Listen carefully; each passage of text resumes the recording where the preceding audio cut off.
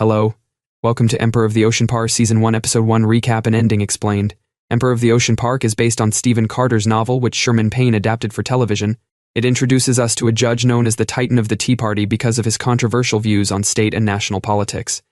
But then, one day, Judge Oliver was discovered dead in his flat, and many people refused to believe he died from natural causes. So, let's find out what kind of man Oliver was and whether it's true that he was murdered by someone. Warning! Spoiler alert! What happened during Judge Oliver's nomination? At the start of Emperor of the Ocean Park Episode 1, we were introduced to a man who stood by his ideals and was willing to fight for what he believed was right. In 2007, there was a protest against Judge Oliver Garland because he had most likely issued a decision that the public believed to be extremely conservative and regressive. Hello? Though we are not shown the details of the case or the court's decision, the placards hoisted by the protesters gave the impression that it was about abortion or something similar. The protesters chanted, "My body, my choice," and Judge Oliver's family asked them to keep quiet for a while until the heat and public outrage faded.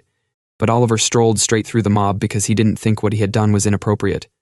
That's the type of man Judge Oliver was. He had strong skin and knew how to sail through the storm. In his extensive legal practice, he encountered many such conflicts and understood how to overcome them. Oliver learned that he had been nominated to be a judge on the Supreme Court of the United States of America. It felt like his life's labor was finally paying off, and he was overjoyed about it. Judge Oliver was told that there was no doubt that he would be chosen and would hold the prestigious office. He appeared in front of the Senate after the president nominated him, but one senator, Edelman, raised concerns about his ties to a controversial CIA operator named Jack Ziegler. Before Oliver could respond, another senator interrupted and informed him that his time was up. We then learned that Judge Oliver's candidature had failed, most likely because of his affiliation with Ziegler, or for other unknown reasons that raised concerns about his sensibilities. Why did Mariah request an autopsy on her father? In the present timeline, Talcott Garland, Judge Oliver's son, visits his wife's workplace and suspects her of having an affair after spotting the red roses in the trash can. Talcott became extremely insecure, as any normal person would, and he couldn't stop thinking about the worst-case situation. He discussed it with his coworker Dana, and he wasn't sure whether he should confront Kimmer immediately or wait until he had sufficient evidence against her. But just then, he learned that his father had died from a heart attack.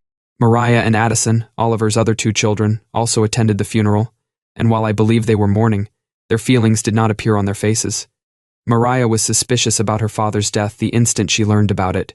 She had all of his medical records, and she saw that he was physically okay.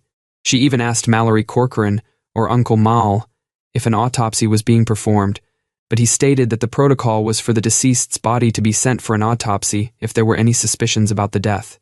Uncle Mal informed her that her father had died of natural causes, and the authorities had ruled out foul play. Mariah tried talking to her husband and even Addison, her eldest brother, but they both believed she was overthinking things. Mariah went to Talcott and told him she felt Jack Ziegler, the infamous CIA operative, played a role in her father's death. Talcott had not considered that viewpoint, and like others, he was caught aback by her accusations. He didn't believe Jack Ziegler could do such a thing, but a seed of doubt had been planted in her mind, and he couldn't help but wonder if Mariah's beliefs were genuine. Why did Jack Ziegler desire to meet Talcott? Oliver had left specific instructions on how he wanted his funeral to be conducted. He was buried close to his wife Claire and their daughter Abigail, who tragically died in a car accident. There were many aspects of Oliver's life that nobody knew about. Oliver was proud of Mariah, but he thought Talcott was the most devoted of his children. Others noticed that Talcott had a particularly special link with the former, even if he was unaware of it. Mariah told Talcott that as soon as she landed, she received a call from Jack Ziegler, who inquired about some preparations her father had made. According to Ziegler, Talcott was aware of the situation and wanted to speak with him right away. Because his father had not informed him of any plans, Talcott was ignorant. At the end of the first episode of Emperor of the Ocean Park, Jack Ziegler attended the funeral and spoke with Talcott one-on-one. When he asked the boy about the preparations, Talcott replied that he had no idea what he was talking about. Ziegler stated that he did not want his family to be in any danger, which is why he wanted to discuss the arrangements with him.